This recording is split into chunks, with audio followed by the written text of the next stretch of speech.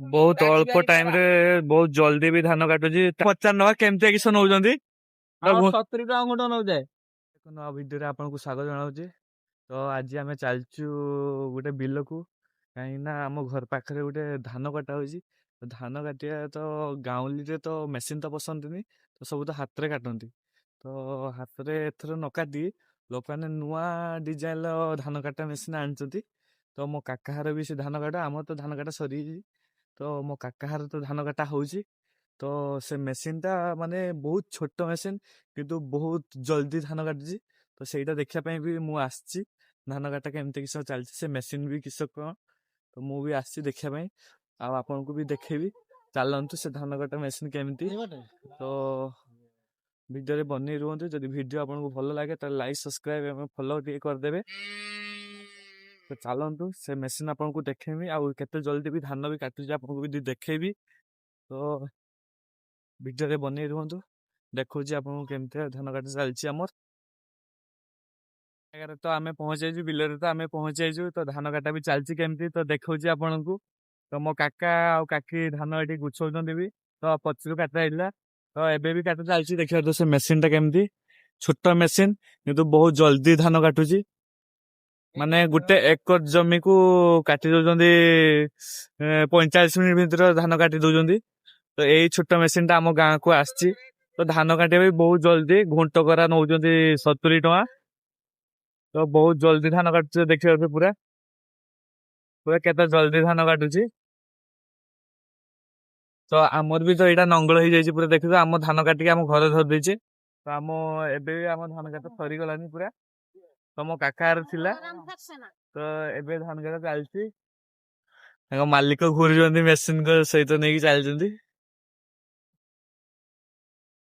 ଏ ଦେଖିବାକୁ ପୁରା ଧାନ କାଟଟା ପୁରା ଏଠି କେତେ 10 ମିନିଟ୍ ବି ହବନି, 15 ମିନିଟ୍ ସାରି ଦଉଛି ଜଲ୍ଦି ଭିତରେ।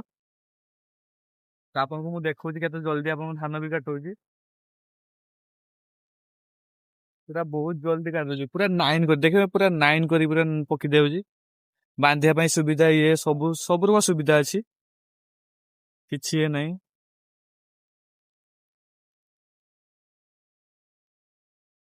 ଧାନ କାଟି କେମିତି ଚାଲିଛି ଆପଣଙ୍କୁ ମୁଁ ଦେଖଉଛି, କେମିତି ଆମ ଗାଁରେ କେମିତି ଧାନ କାଟା ଚାଲିଛି। ତ ବହୁତ ଜଲ୍ଦି କାଟିବି ପୁରା ଦେଖିପାରୁଥିବେ, ପୁରା ଜଲ୍ଦି ବହୁତ ସ୍ପିଡ କାଟୁଛି।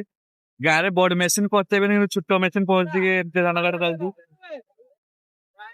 ଏଇଟା କେତେ କେତେ ଛୋଟ ମେସିନ୍।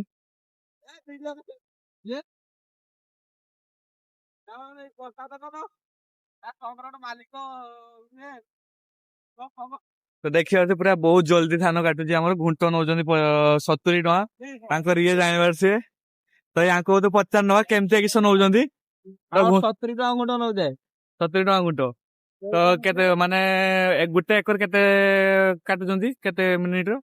ଗୋଟେ ଏକର ପାଖାପାଖି ଘଣ୍ଟେ 45 ମିନିଟ୍ ନଉଛି, 2 ଘଣ୍ଟା। ବିଲ ହିସାବରେ ନଉଛେ, ଶୁଖିଲା ବିଲ ହେଇଥିଲେ ଭଲ ହବ, କାଦୁଆ ହେଲେ ଟିକେ ଲେଟ୍ ହବ ଆଉ। ତ ଦେଖିବା ପୁରା ବହୁତ ଜଲ୍ଦି ବି ଆମ ଗାଁରେ ଏଥର ମେସିନ୍ ଆସିଯାଇଛି। ଆଉ ଲୋକମାନଙ୍କର ଟେନସନ ବି ନାହିଁ, ବହୁତ କମିଗଲାନି। ମାନେ ଏତିକି ଜମି ନିହାତି 4 ଜଣ ଲାଗିଥାନ୍ତା, ଗୋଟେ ଦିନ ଲାଗିଥାନ୍ତା। ତ ସେ ଜାଗାରେ 4ଟା ମଜୁରୀ 1600 ଟଙ୍କା ଲାଗିଥାନ୍ତା, ସେ ଜାଗାରେ 400 ଟଙ୍କାର ହେଇଯାଉଛି। ତ ଆମ ଗାଁ ପାଇଁ ବି ବହୁତ ଫାଇଦା ହେଇଗଲା, ତ ଆମ ପାଇଁ ବି ବହୁତ ଫାଇଦା, ବହୁତ ଜଲ୍ଦି ବି କାଟା ହେଇଯାଉଛି। ଆଉ ଟିକେ ଗଛ ଗୁଡା ନାହିଁ, ତ ବହୁତ ସୁନ୍ଦର ହେଲା। ଏଠି ମୋ କାକି ଏବେ କାଟିକି ରଖିଥିଲେ, ସେ ବାନ୍ଧା ଚାଲିଛି, ମୋ କାକା ବି ବାନ୍ଧୁଛନ୍ତି।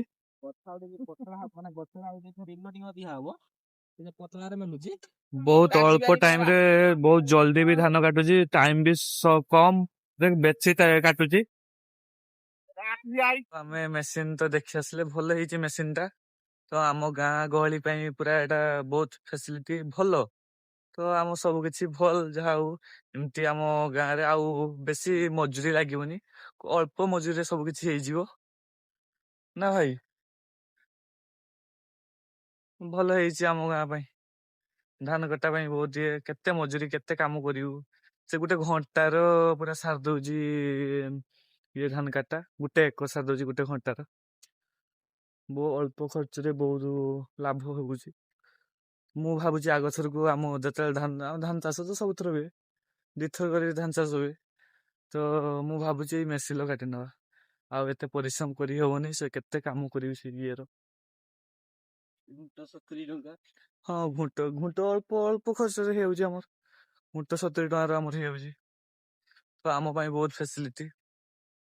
ତ ବେଟର ହବ ଯିଏ ଏଇ ମେସିନ୍ର କାଟିବା। ଆଉ ତ ଆମ କାଳୀପୂଜା ପାଣ୍ଠୁ ବାହାରି ପଡିଲେ ସବୁ ବଡ ମେସିନ୍ ଗୁଡାକ।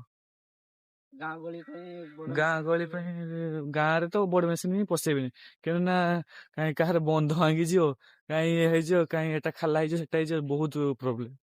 ତ ବେଟର ହବ ଏଇ ଛୋଟ ମେସିନ୍ ଆମ ଗାଁ ଗହଳି ପାଇଁ ଭଲ। କୁଟାକୁ କୁଟା ଗୋରୁ ପାଇଁ ସବୁଠୁ ବେଷ୍ଟ, ସବୁ କିଛି ବେଷ୍ଟ ଆମ ଇଏ ପାଇଁ, ନାଇଁ କି ସେ ଭାଇ? ରାଇଟ୍। ତ ଚାଲନ୍ତୁ, ଆମେ ତ ଏବେ ଦେଖି ଆସିଲେ, ରାସ୍ତାରେ ତ ଅଛୁ ଆମେ।